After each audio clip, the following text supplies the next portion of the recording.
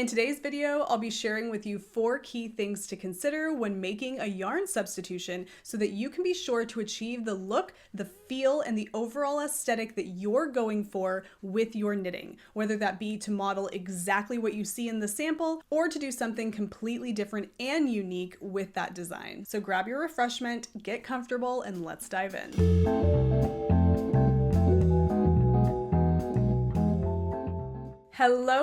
Hello, and welcome to the Wool Needles Hands Midweek Ramble. My name is Taylor, and I will be your host. In today's video, I am reaching into the tip line over at woolneedleshands.com, where suggestions are left by viewers like you for videos that they would like to see me produce in the future. This one is one I get a lot, and it surrounds the topic of yarn substitution. I am tackling that today, and I'm narrowing in on a few key details, and I want to make this clear up front. The 2 details that I'm not going to cover here are yarn weight and gauge. So it happens all too often. Folks will cast onto a project, start working up the project, and even before the project is finished, they start noticing that things just aren't right. It doesn't drape the same way that they were hoping it to drape. It doesn't feel the same. Perhaps the overall project just feels much more heavy than they were expecting it to feel based on the overall kind of experience that they've had with the project thus far, meaning photos in the pattern, somebody else who has knit it and they've seen a sample of it knit up. All of these things just may not be lining up, and that can lead to really massive disappointment, especially if you've invested in a sweater quantity of yarn, or any quantity of yarn for that matter, to put into the project. And so for today, what I want to share with you are 4 key elements of yarn substitution that I believe can either make or break your finished object. Those 4 things are fiber content, color, texture, and density. Okay, let's start with fiber content.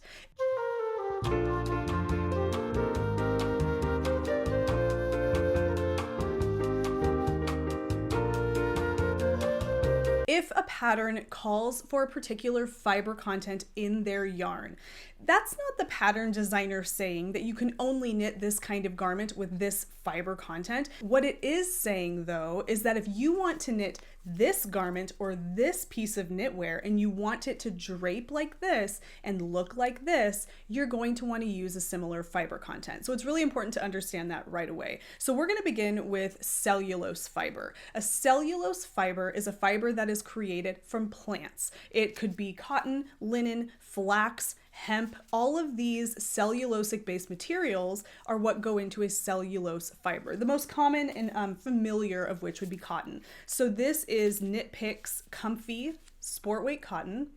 And, well, I should correct that. It's actually 75% Pima cotton and 25% acrylic, but it is majority cotton. So it's going to behave in, majority like a cotton would behave. And a cotton is dense. It doesn't stretch. It's not resilient like wool is. It doesn't have any of those features that make wool wearable for a long time. It's not self-cleaning. It doesn't contain lanolin. So there's lots of things about cotton that are so greatly different from wool. So this is 100% untreated American wool. This is a yarn also by Knit Picks called High Desert.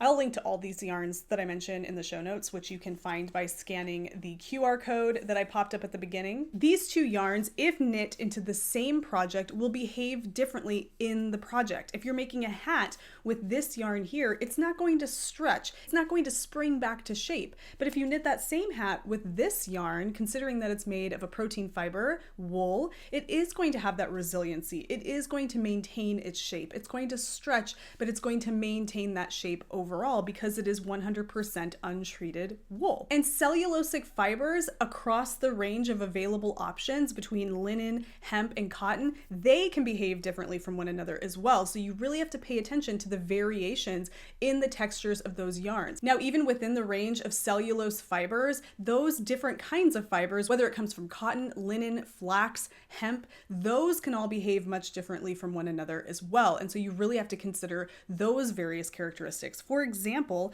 this is a hemp merino yarn, but it has a considerable amount of hemp fiber in here. And you can see all of those little undyed strands of hemp fiber, how wiry they are, they have a halo to them. They do have a little bit more of a resiliency, not quite as much as wool, but it does give a little bit more of a stretch. But these two yarns behave very differently from one another, and they are both cellulosic-based yarns. You really want to remember that if a pattern calls for sheep's wool, that you want to stick with sheep's wool, because other species like the camelid species, like a llama or an alpaca or a yak or something like that, that's going to provide you with a fiber that has a lot of different characteristics that are not going to match up with the characteristics of wool. For example, alpaca. Alpaca is not very resilient. It's much warmer in a lot of cases, but it doesn't have that resiliency. In fact, it has a propensity for just growing and stretching out as you wear it. It has a beautiful drape, and it's lovely for projects that don't require that kind of structure, like shawls or drapey shirts that don't need to fit very well, and they're not going to be put under pressure and tension, all of these various different things. But when it comes to replacing a wool fiber with something made from alpaca, that's typically a mistake, unless of course you know what you're doing and you're making an educated decision and you understand what you can expect. So, as beautiful as alpaca is, and as lovely as that halo is, and scrumptious and buttery soft as the fiber is, it's just not going to behave the same as its wool counterpart. You also want to consider whether or not the yarn includes synthetic or man-made fibers, such as acrylic or polyester. Acrylic is a great substitute for wool because it behaves in a lot of the same ways that wool behaves.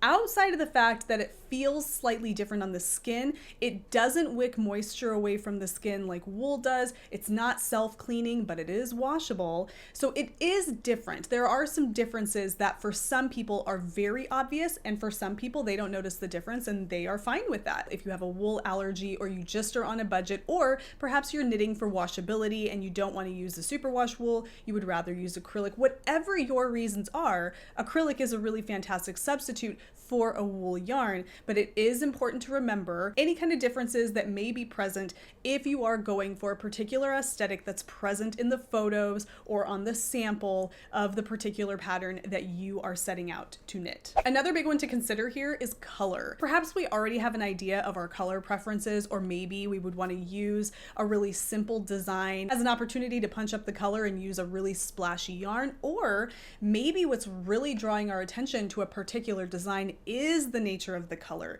because it's a really rustic solid, or because it's a really splashy variegated yarn, or because it's kind of a little bit of both. That might be what's drawing our attention and inspiring us. And if that is the case, whatever yarn we choose to substitute the yarn in the pattern, if that's what we're doing, we want to stick to that style, to that overall aesthetic, because there is a big difference between a variegated yarn like this and a solid yarn like this.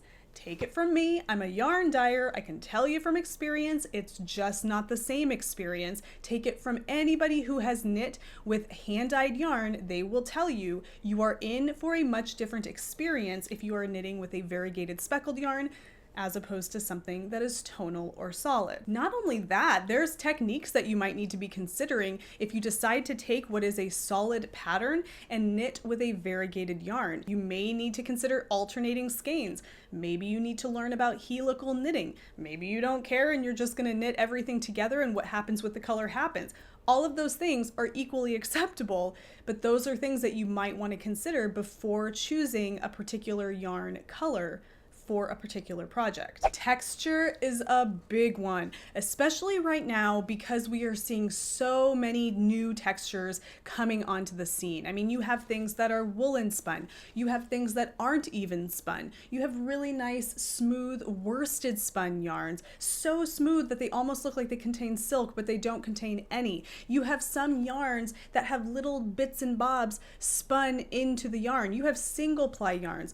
All of these things need to be taken into consideration because some of those things even contribute to the next element I'm going to be talking about, which is density. But let's go ahead and stick with texture for a moment because there's a big difference depending on the yarn that you're choosing for your project. Okay, I just brought over a bunch more examples. Texture, it's a big one. let's begin with one that is kind of all over the place right now, and that is worsted versus woolen spun. Worsted spun yarn means that prior to the yarn being turned into yarn, the fleece was combed. And I don't know all the ins and outs of how this works, so I'm going to give you a very layman's perspective on this. Imagine that you are about to braid your hair. You have long flowing hair, whoever you happen to be, and you're going to get up in the morning from a very active night's sleep, and you've got bedhead and everything, and you're going to get your hair braided. You're going to braid it, make it look put together.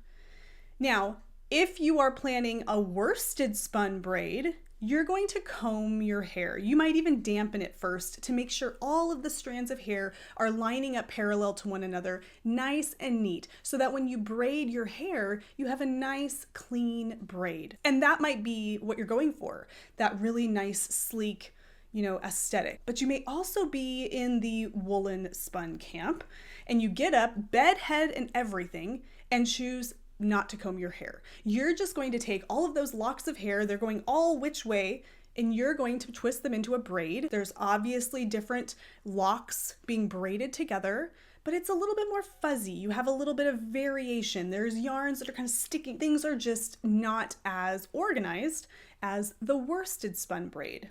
That's woolen spun. It's the same thing, it's just processed differently to make yarn as opposed to braided hair. So if you can imagine it like that, that kind of lets you know a little bit of the difference between those two types of yarns and how different those textures are going to be. This is a woolen spun yarn by Green Mountain Spinnery. I'm going to hold it up right here so you can get a look at it. You can kind of see that it has a spongy texture to it. It looks like it's made of just like little fuzzy bits of yarn put together in plies. And I mean, in some ways, that's what it is. And here is a worsted spun yarn. This is High Desert by Knit Picks. And you can see that it's a little bit more sleek. It's a little bit more put together. And honestly, I don't even know if this is the greatest example. I do know that it's worsted spun. I'm gonna grab a different example. Okay, here we are. So we have our woolen spun here, and this is Patton's Classic Wool Worsted. This is a worsted spun. There's a lot less of that sponginess happening, but here you see a lot more of that spongy variation. Isn't that interesting? And that texture can really impact the overall look of your piece that you're working on. Let's just add that to the yarn mountain. So whether it's asking for a worsted spun or a woolen spun, those two things, if you are swapping one for the other, isn't going to make a huge overall difference in the project. One may end up being significantly heavier or lighter than the other, but I am of the opinion that you can substitute those out pretty cleanly, one for the other. However, if you're trying to stay true to the design and you really want the aesthetic featured in the design, you want to consider that. Next, you can have things like this. This is unspun yarn. This is Nutiden. This is an unspun pencil roving yarn, and it is all the rage right now. And if a pattern calls for Nutiden yarn, doubled or tripled or even held by itself in a particular weight, and you try to sub out this yarn, whether it's held double or triple, with a yarn in that same weight category, but that is a woolen spun or worsted spun yarn, you are going to have a vastly different piece. It doesn't mean that one's going to be better than the other. It's just meaning that it's not going to match the piece that was shown, as a sample for that pattern, because this is such a unique yarn with a unique construction or lack thereof. It's just very, very different. And so if you see a pattern that is suggesting a very unique yarn, something that has very particular characteristics, you're really going to want to stick with that if you're hoping to achieve the look featured in the pattern. Another example would be this. This is a chained yarn or a blown yarn. I think I might be using chained incorrectly, but I always have felt like this is called like a chainette yarn because you have this chain of fiber and then there's other fiber blown into that chain, giving it that blown effect. Now this is a bulky weight yarn, and this is much different than, say, this bulky weight yarn. This one is obviously going to be different in texture and then of course density, which we're going to talk about in just a minute. But these are two totally different things. So if a pattern calls for this and you're subbing it out for this, which is Patton's classic roving, your overall finished object is just going to be different. So you have to consider the texture. Okay, the last thing that you really want to consider here is density, which is the difference in weight of what is essentially the same length of yarn. So imagine that you have two skeins of yarn, 1 and 2, and they are both made up of 50 yards. One weighs more than the other, making it more dense. There's more material there contributing to a heavier yarn and contributing to a whole different experience when it comes to your knitting. That overall density is going to determine whether or not that garment sits on your body the way that it sits on the body of the model featured in the pattern. Something that is knit using woolen spun yarn in the same quantity as perhaps a worsted spun counterpart is going to be lighter in weight because there's so much more air in this yarn.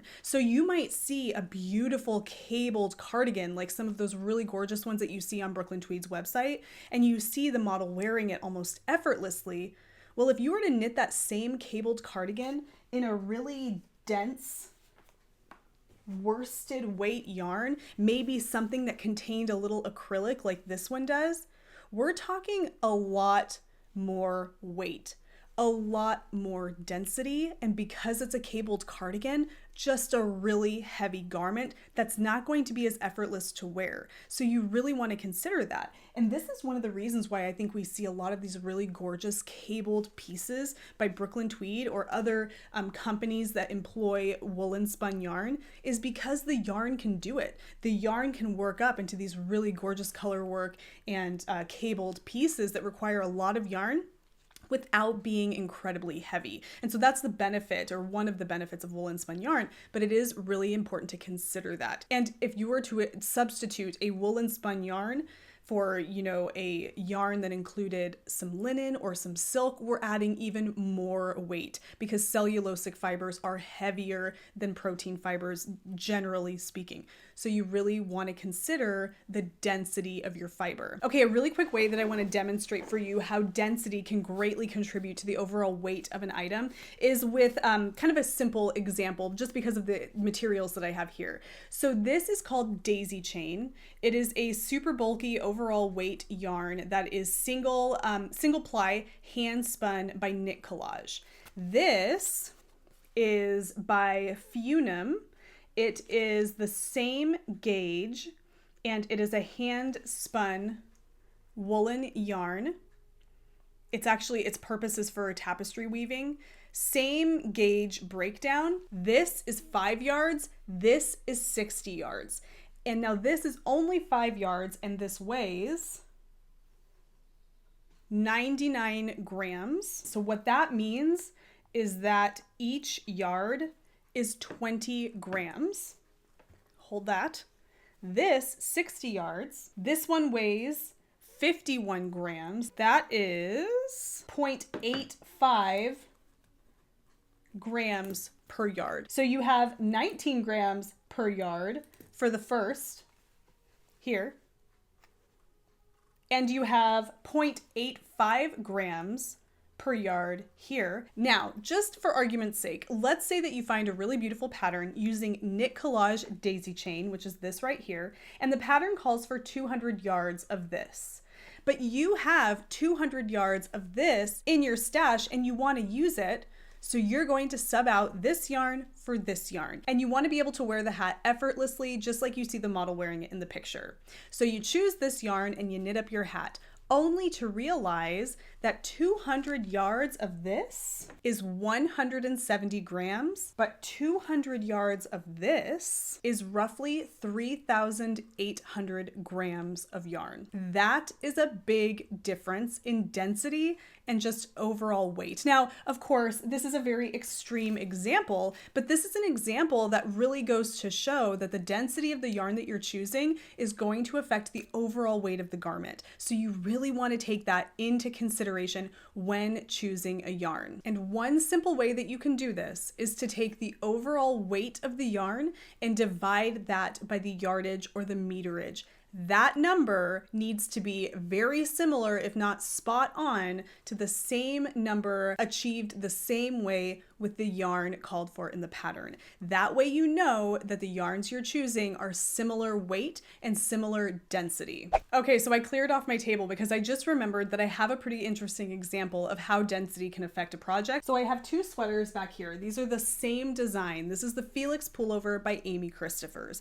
This particular sweater was knit with 100% merino wool paired with kid mohair silk. So this is a skein of kid mohair silk, lace weight yarn, paired with a worsted weight 100% merino wool, giving me an overall Aran weight yarn in general. So that's what I have right here. This one is the same design, knit with one strand of kid mohair silk and one strand of unspun yarn.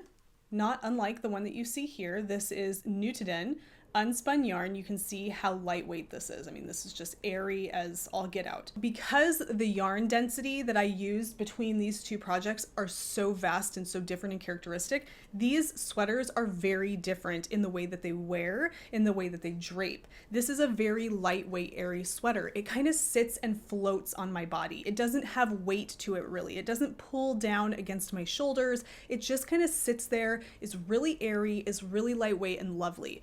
This one is beautiful in its drape. It has a really lovely weight to it. It wears over my shoulders really nicely with a really nice drape. And you can just see it as I hold it up. You can kind of see the way that it ripples when I move it like this.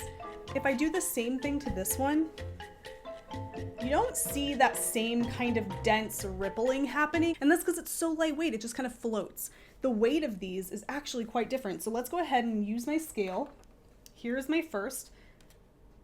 Now there's going to be slight variations to what I did, like the sleeves on this one are slightly shorter, so that should be considered as well, but we're going to look for an overall difference in weight here. So this is 211 grams.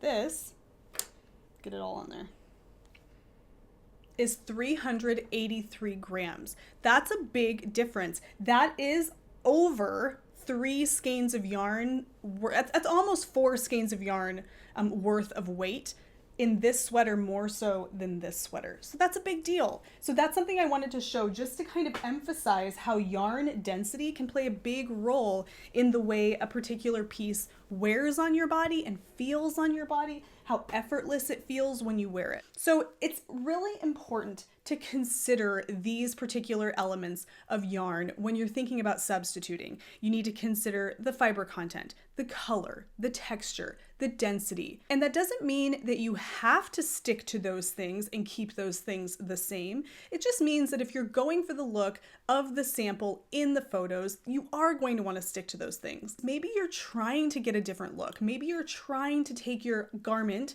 and have it be much more lightweight than what you see in the photos. So you're going to choose your yarn accordingly based on those 4 elements that I mentioned here. That's going to provide you with a lot of understanding and knowledge that's going to help you make decisions for what you want your garment to do, whether that's to be exactly like the sample or to be something completely different. At least now you know what to consider when it comes to making those adjustments yourself and being in control of your knitting. I find that the more we learn about the materials that we use, the more power we have to make decisions that fit us and our needs and our aesthetic. And this is just an example of that. Choosing the right materials to get the results that you're looking for.